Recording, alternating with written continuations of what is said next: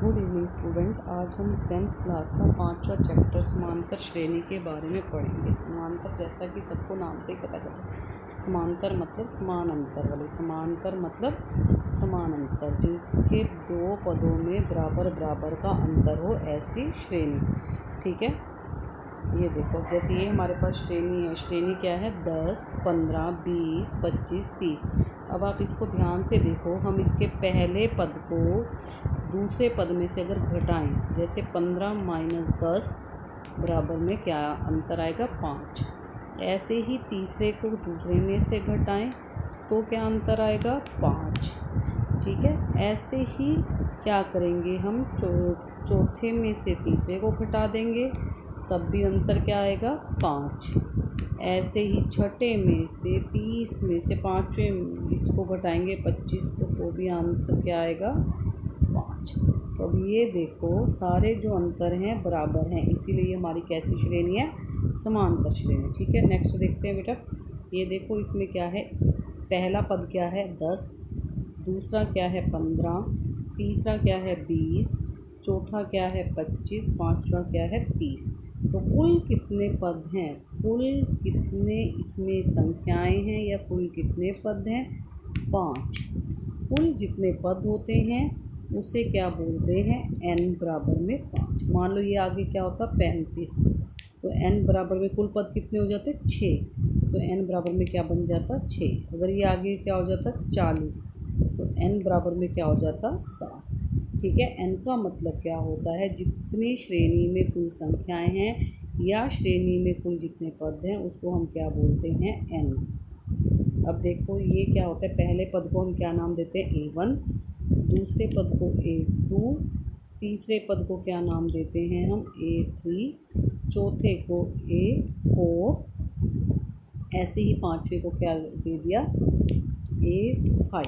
ठीक है, अब देखो यहाँ पर कुल कितनी संख्याएं हैं? 5। और ये हमारा अंतिम पद क्या है? a5। a5 बराबर में क्या हो गया? an की हो गया, क्यों? हम अंतिम पद को कहते हैं an। ये याद रखना है आपने, अंतिम पद को क्या कहा जाता है? an। तो यहाँ पे आखिरी पद हमारा क्या है? पाँचवा पद। पाँचवा पद क्या है? 30।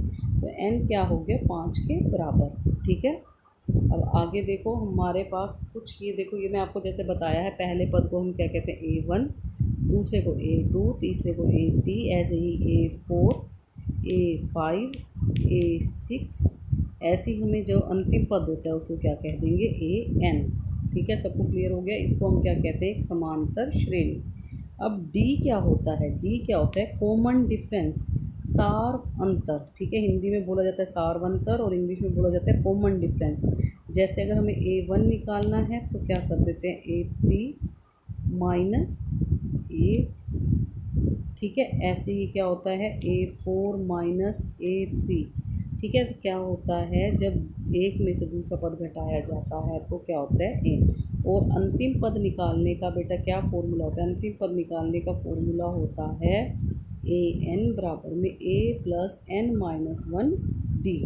ठीक है, अब देखो आपकी दो इसकी वर्कशीट आ चुकी हैं। इस वर्कशीट का मैंने आपको बेसिक आपको बता दिया क्या होता है। अब हम इससे क्या करेंगे? वर्कशीट सोल्व करेंगे। ठीक है, अब देखो आपको पता है a क्या होता है, d क्या होता है, n क्या होता है, ये सब आपको पता है। अब हमें इसमें पहला प्रश्न बहुत सिंपल है, इसमें हमें ये बताना है क्या ये एक समांतर श्रेणी है या नहीं। अब देखो आप इसमें से 4 में से 2 घटाओगे तो आंसर क्या आएगा? 2।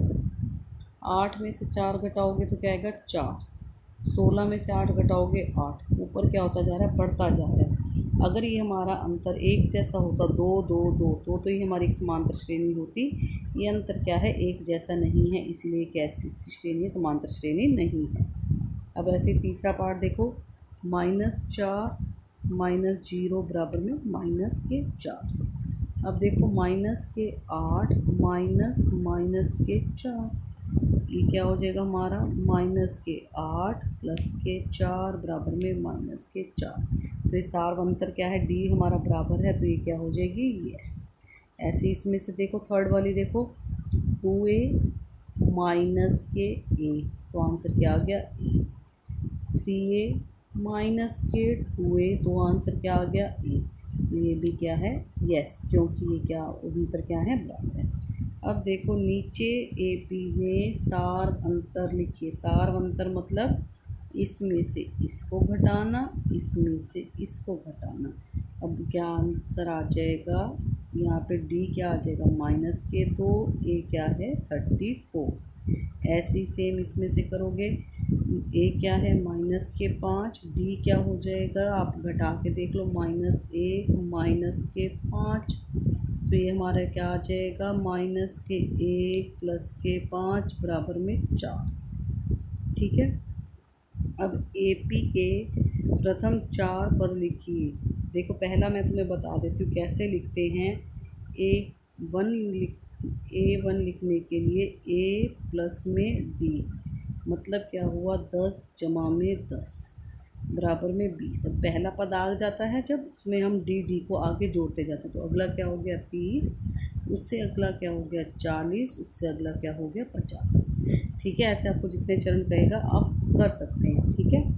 अब देखो ये हमारे पास सेकंड वर्कशीट थी। पहला प्रश्न हमें दिया हुआ है A प्लस में 15 D बराबर में 100, N का मान ज्ञात कीजिए। यहाँ हमें क्या निकालना है N। अब देखो ये हमें दिया हुआ है A प्लस में 15 D बराबर में 100। ठीक है, यहाँ पे हमें ये पता चल गया AN हमारा क्या है 100।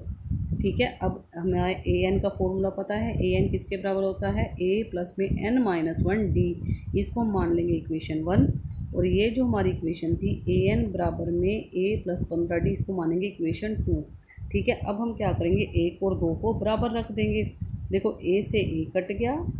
ठीक है, अब हमारा D से D कट गया, बच क्या गया N माइनस 1 बराबर में 15, और ये N इस तरफ चला जाएगा तो जमा हो जाएगा, तो N बराबर में 16। आंसर आपका आ गया। ठीक है, अब इसका दूसरा क्वेश्चन देखो। दूसरा क्वेश्चन हमारा क्या है, AP दी हुई है -43 -37 -31, 10वां पद निकालना है हमें। देखो यहाँ पे क्या निकालना है 10वां पद, इसका मतलब N क्या हो गया 10। पहले हम फॉर्मूला लिख लेते हैं।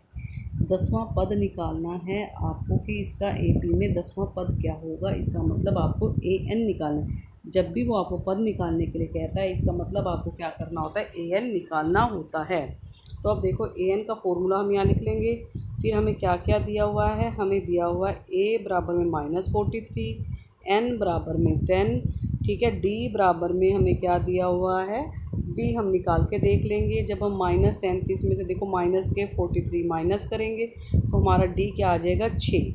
अब हम इन सबको जो जो हमें दिया हुआ है फॉर्मूले में डाल देते हैं। देखो A की जगह हमने क्या रख दिया 43, N हमें कितना दिया हुआ है 10, और हमें D हमने निकाल लिया। 10 में से 1 गए, क्या आ गया 9, 9 गुना 6 करोगे इतना आ गया 54।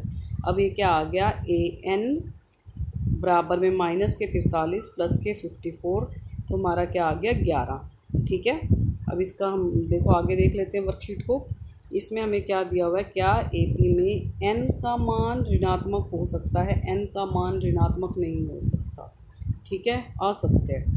अब ये देखो नेक्स्ट क्वेश्चन चौथा हमें क्या दिया हुआ है, A बराबर में 14 दिया हुआ है, और A 12 की वैल्यू दी हुई है 124। अब हमें यहाँ पे क्या दिया हुआ है A 12, इसका मतलब हमें यहाँ से N का मान पता चल गया। N का मान क्या होता है, ये वाला N हो गया हमारा 12, और A हमारा हो गया 14। तो हम यहाँ पे फॉर्मूला लिखेंगे AN बराबर में A plus N minus 1 D।